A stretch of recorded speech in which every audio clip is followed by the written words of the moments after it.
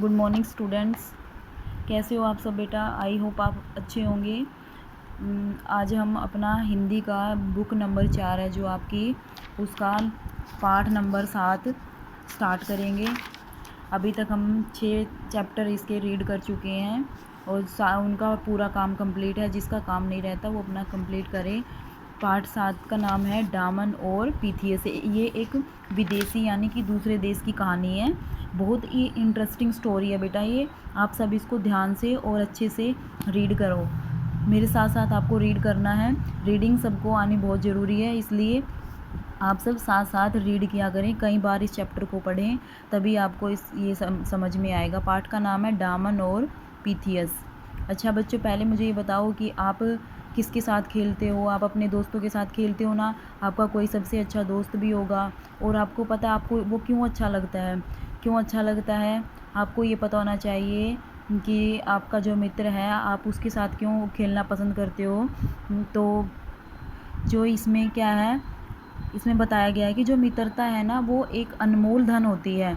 जो सच्चा मित्र होता है वो मुसीबत में कभी साथ नहीं छोड़ता, और जब भी हमारे ऊपर मुसीबत आती है तो वो हमारी मदद करता है। सही गलत की पहचान कौन करवाता है? हमें सच्चा मित्र करवाता है। और ये कहानी भी ऐसे ही दो सच्चे मित्रों की, डामन और पीथियस की कहानी है, जिनकी सच्ची मित्रता को देखकर जो वहाँ का एक राजा होता है, बहुत अत्याचारी होता है, वो बहुत जुल्म करता है, तो उसका भी मन बदल जाता है उन दोनों की मित्रता को देखकर। चलो हम रीड करना स्टार्ट करते हैं। दो मित्र थे, एक का नाम था पीथियस और दूसरे का डामन। पीथियस जहाँ रहता था उस देश का राजा बड़ा अत्याचारी था। तो किस देश का राजा बड़ा अत्याचारी था? जहाँ पर पीथियस रहता था। उसने कुछ दोष लगाकर पीथियस को कैद कर लिया और उसे फांसी की सज़ा सुना दी। फांसी देने से पहले पीथियस से पूछा गया, तुम्हारी अंतिम इच्छा क्या है? पीथियस ने कहा, मैं अपने परिवार से मिलना चाहता हूँ। राजा ने कहा पीथियस के बदले कोई दूसरा आदमी जेल में रहने को तैयार हो तो पीथियस को कुछ दिनों की छुट्टी दे दी जाए। डामन पीथियस का मित्र था। उसने अपने मित्र पीथियस की जगह जेल में रहना स्वीकार किया। पीथियस अपने परिवार से मिलने चला गया। लौटते समय हवा उल्टी चल रही थी। पीथियस की जो नाव थी वो ठीक समय पर न पहुंच सकी। दूसरी ओर डामन के मन में आनंद की लहरें उठ रही थी। आह, आज प्रिय मित्र के लिए मेरा जीवन काम आएगा। इधर पीथियस सोच रहा था, हाय, अगर मैं समय पर न पहुंच सका तो मेरे प्यारे मित्र डामन को फांसी हो जाएगी।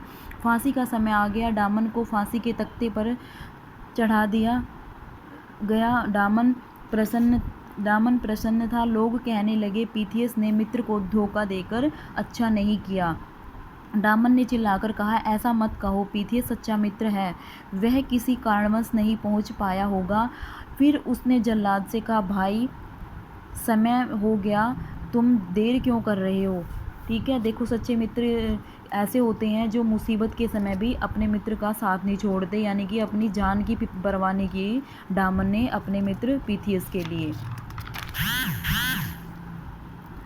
इतने में दूर से आवाज़ आई, ठहरो ठहरो, मैं पीथियस हूँ, फांसी की सज़ा मुझे हुई है। देखते ही देखते पीथियस घोड़ा दौड़ाता वहाँ आ पहुँचा।